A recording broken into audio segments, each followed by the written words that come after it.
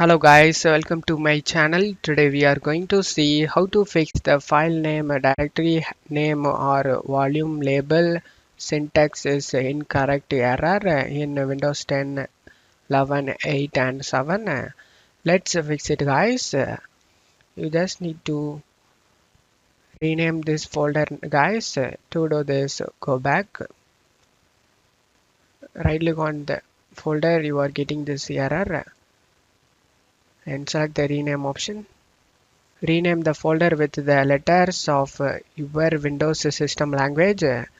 I'm just backspace these items and just type the name of the folder. After changing it, just double click on the folder and now the name has been changed. Now you can open this setup without having any problem and your problem should be fixed guys. And that's it for today's video guys. Give me a like and subscribe. Thank you.